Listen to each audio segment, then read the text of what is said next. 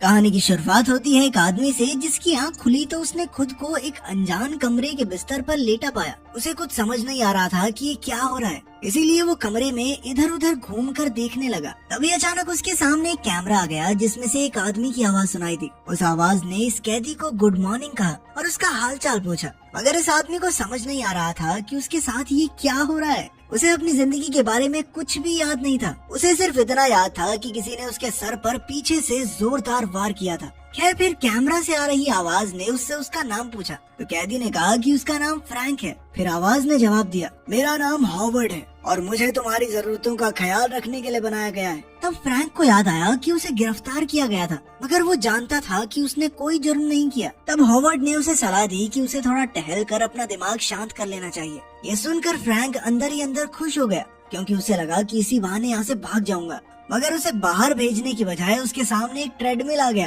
फिर फ्रैंक को काफी गुस्सा आ गया और तभी उसे अपनी जिंदगी के कुछ और पल याद आए। वो अपने घर पर नहा धोकर तैयार हुआ और अपने कुत्ते को खाना खिलाया। तभी टीवी पर फ्लेचर नाम के क्रांतिकारी के लापता होने की खबर आई, जिसके बाद पुलिस और बाकी प्रोटेस्टर्स के बीच में हाथापाई शुरू हो गई। इसके बाद फ्रैंक ने उससे खाना मांगा। खाना लेने के बाद फ्रैंक ने पूछा कि क्या कोई उसके घर गया है, क्योंकि उसका कुत्ता घर पर अकेला है और वो अकेला ज्यादा दिन तक जिंदा नहीं रह पाएगा। मगर हॉवर्ड ने एक बार फिर से कह दिया कि मैं इसमें तुम्हारी कोई मदद नहीं कर सकता। अब फ्रैंक को गुस्सा आ गया और उसने चिल्लाकर कैमरे को मुक्का दे मारा। तब हॉवर्ड ने कैमरा हटा दिया और अचानक कमरे की रोशनी चली गई। कुछ समय बाद फ्रैंक के कमरे में जब एक बार फिर से रोशनी आई तो हॉवर्ड ने देखा कि जमीन का कुछ हिस्सा गीला हो गया था। तो फ्रैंक ने जवाब दिया कि उसके पास पेशाब करने की कोई और जगह नहीं थी। तभी हॉवर्ड ने बाथरूम का दरवाजा खोलकर कहा कि आगे से तुम यहाँ जा सकते हो। जैसे ही फ्रैंक बाथरूम में घुसा तो दरवाजा तुरंत ही बंद हो गया। तब उसने देखा कि इस दौरान उसका कमरा साफ किया जा रहा था। अब फ्रैंक फिर से अपनी यादों में खो गया। इस बार वो एक कैफे में था। उसने आसपास के लोगों पर नजर दौड़ाई और फिर बरिस्टा लड़की से कॉफी मांगी। उधर कैद में हॉवर्ड ने उसे खाना खिलाया। वो बार बार हॉवर्ड का नाम लेने लगा, जिस पर हॉवर्ड भी बदले में हाँ फ्रैंक, हाँ फ्रैंक, हाँ फ्रैंक बोलते जा रहा था। तब जाकर फ्रैंक को एहसास हुआ कि वो अब तक किसी आदमी से नहीं बल्कि एक कंप्यूटर से बातें कर रहा था। ये सोचकर तो उसका दिमाग ही घूम गया और वो दीवारों पर अपना सर पटकने लगा। उसने गुस्से में कहा कि वो किसी मशीन से नहीं बल्कि एक असली इंसान से बात करना चाहता है। खैर, फिर फ्रैंक कहने लगा कि उसे तो सभी कंप्यूटरों से नफरत है। उसके हिसाब से हर चीज में कंप्यूटर्स को बीच में नहीं लाना चाहिए। अब फ्रैंक दोबारा से अपने ख्यालों में खोकर उस कैफे में पहुंचा। तभी फ्रैंक की नजर टेबल के पास मौजूद स्कैनर पर गई और फिर उसने दीवार पर लगी तस्वीर देखी। उस लड़की ने कहा कि ये सब तस्वीरें उसने खुद खींची हैं। फ्रैंक को उसका काम बहुत अच्छा लगा। इसके बाद दोनों में अच्छी बातचीत शुरू हो गई। फिर लड़की ने प्यार से फ्रैंक का हाथ थामा और उसका असली नाम बताया। अब फ्रैंक को पता चला कि लड़की का नाम गैबी था।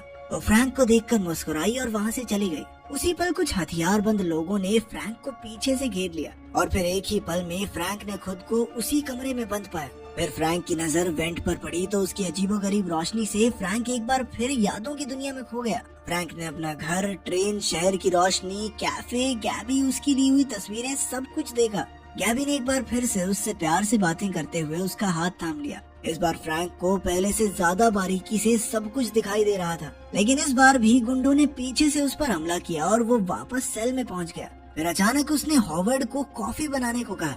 जैसे ही हॉवर्ड का ध्यान भटका तो फ्रैंक ने उस पर जोरदार हमला कर दिया। तभी अचानक सायरन से तेज तेज आवाजें आने लगी और कमरे में एक गैस भरने लगी। फ्रैंक ने काफी देर तक गैस में सांस रोकने की कोशिश की, मगर फिर वो नाकामयाब रहा और बेहोश होकर वहीं गिर गया। इसके बाद उसे एक अजीब सा कमरा दिखाई दिया जहाँ उसे एक इंजेक्शन दिया गया। इसके बाद वो फिर से उसी कैफे में पहुँच गया और सब कुछ पहले की तरह होने लगा। मगर जब गैबी ने देखा कि फ्रैंक काफी चिंता में चुपचाप बैठा है तो गैबी ने उसे अपनी तरफ से कॉफी बना कर दी। जल्द ही सभी ग्राहक उठकर चले गए, मगर अब तक फ्रैंक पर हमला करने वाले लोग नहीं पहुंचे थे।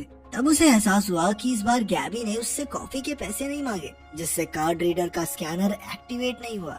अब गैबी आराम से उससे बातचीत करने में लगी थी, मगर फ्रैंक ने उसे बीच में रोककर बताया कि ये सब जो हो रहा है वो असलियत नहीं है। गैबी को खुद समझ नहीं आया और उसने कुर्सियां उठाने में फ्रैंक की मदद मांगी। फ्रैंक उठा तो उसकी नजर बार बार न जाने क्यों स्कैनर पर ही जा रही थी। उसने स्कैनर को ध्यान से देखा तो ये खुलासा हुआ कि उसमें किसी और इंसान का आइडेंटिफिकेशन नंबर लिखा आ रहा था। उसी पल बंदूकें लिए हुए कुछ लोग उसके पीछे आकर खड़े हो गए। अचानक फ्रैंक की आंख खुली और वो सेल में वापस पहुंच गया था। अब उसे समझ आ गया था कि गड़बड़ कहाँ हुई है। असल में जो पुलिस वाले कॉफी शॉप में आए थे, उन्होंने गलत आइडेंटिफिकेशन नंबर की वजह से असली मुजरिम की जगह फ्रैंक को पकड़ लिया।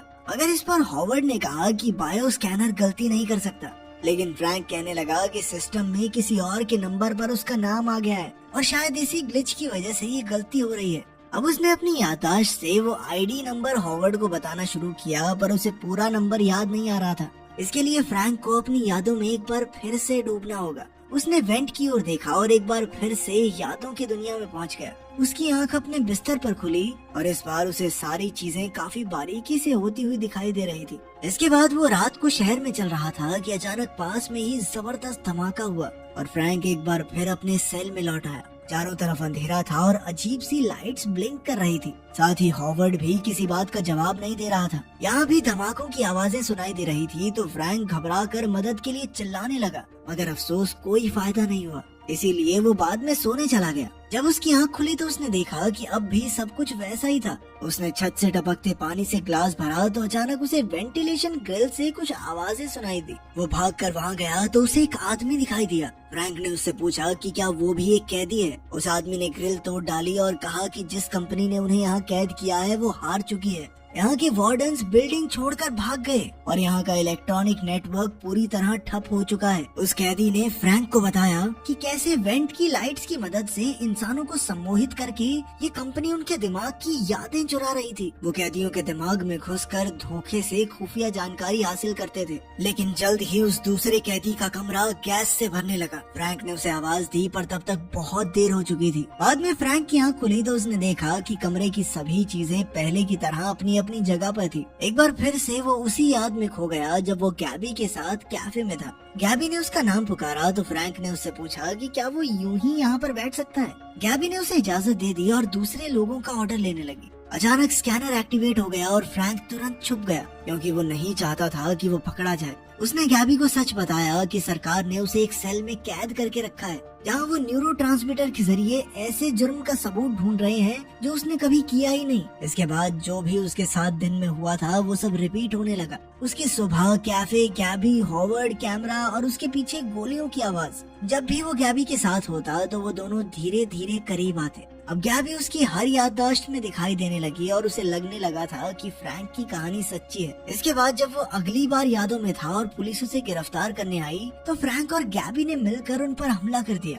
फ्रैंक ने उनसे सवाल जवाब किए पर तभी उसे एहसास हुआ कि ये सब सिर्फ उसके दिमाग में हो रहा है। फ्रैंक ने ये बात गैबी को बताने की कोशिश की। गैबी ने उसे शांत किया और वादा किया कि वो मिलकर सब ठीक कर लेंगे। अब फ्रैंक वापस सेल में पहुंचा और हॉवर्ड से बात की। तभी उसने देखा कि कभी कभी हॉवर्ड कुछ सेकंडों के लिए बंद हो जाता है। अब फ्रैंक फिर से यादों में गैबी से मिला और उसे ये बात बताई। हॉवर्ड 12 सेकंड्स के लिए बंद होता है तो उसके पास यहाँ से भाग निकलने का एक मौका था। फ्रैंक ने गैबी को बताया कि वो आज ही अपने भागने के प्लान को अंजाम देगा। अब गैबी से जुदा होने का वक्त आ गया था क्योंकि सेल से भागने के बाद वो कभी उससे दोबारा नहीं मिल पाएगा। हालांकि गैबी सिर्फ उसकी यादों की ही पैदाइश थी, पर फिर भी उससे दूर होते हुए फ्रैंक को बुरा लगा। उसने गैबी से वादा किया कि वो उसे असल जिंदगी में जरूर ढूंढ निकालेगा। फिर गैबी ने उससे पैसे लेकर उसका ऑर्डर लिया। तभी स्कैनर एक्टिवेट हो गया और फ्रैंक ने गैबी को चुन लिया। अचानक बंदूक लिए वहाँ पुलिस आ पहुंची और गोली चलते ही फ्रैंक सेल में वापस आ गया। हॉवर्ड ने फिर से उससे बातें करनी शुरू कर दी तो फ्रैंक ने उससे कॉफी मांगी।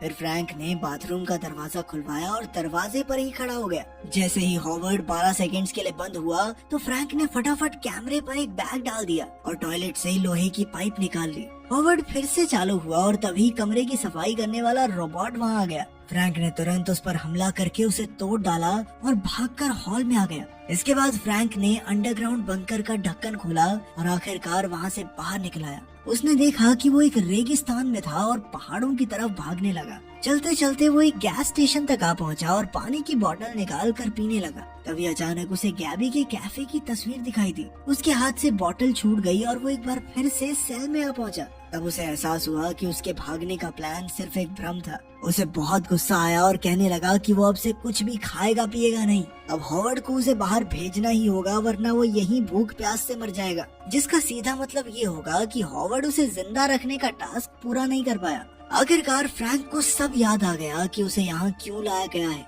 असल में फ्रैंक मशीन्स के खिलाफ विरोध करने वाली अलायंस का मेंबर था। उसने इस सिस्टम को तबाह करने के लिए एक वायरस बनाया था और इस वायरस की फ्लैश ड्राइव उसके पास थी। लेकिन जब उसे पकड़ा गया तो फ्रैंक अपने दिमाग की गहराइयां बंद करने में कामयाब रहा, जिससे कंपनी सच की तह तक पहुंच ही नहीं सकी। अब हॉवर्ड का काम था फ्रैंक को जिंदा रखना और उसके लिए उसे दरवाजा खोलना ही होगा, मगर हॉवर्ड ने इनकार कर दिया। अब फ्रैंक अलग अलग तरीकों से हॉवर्ड को धमकियां देने लगा।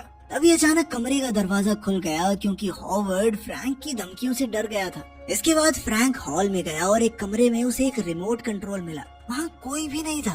फिर फ्रैंक ने हॉवर्ड से बात करते हुए दरवाजा खोलने के लिए उसका शुक्रिया अदा किया और हमेशा के लिए अलविदा कहा। इसके बाद फ्रैंक बाहर आकर बर्फीली चट्टान से होते हुए आगे बढ़ गया। उसने देखा कि ये हूबहू गैबी की तस्वीरों वाली जगह है। वो हताश होकर नीचे बैठ गया क्योंकि उसे लग रहा था कि शायद ये भी उसका कोई भ्रम है। और तभी उसे कुछ असली लोगों ने देख लिया। आखिरकार उसे घर पहुंचा दिया गया और टीवी पर खबर आई कि उस सेंटर से जिंदा बचकर निकलने वाला फ्रैंक पहला आदमी है। ये जेल मिलिट्री ने 2 साल पहले ही छोड़ दी थी और वहाँ का सिस्टम विंड मिल्स की एनर्जी से चल रहा है। वहाँ मौजूद बाकी 300 कैदियों में से कोई नहीं बच पाया। आखिरकार फ्रैंक असल जिंदगी में लौट आया था। फिर वो उसी कैफे में पहुंचा जहाँ गैबी काम करती थी। उसने कॉफी लेकर गैबी को थैंक्स कहा और उस लड़की ने कहा कि मेरा नाम गैबी नहीं मैडलिन है। और मूवी का अंत यहीं पर हो जाता है। और वीडियो पसंद आई हो तो वीडियो को लाइक और कमेंट जरूर करें और इसी तरह की कहानी के लिए चैनल को सब्सक्राइब जरूर करें।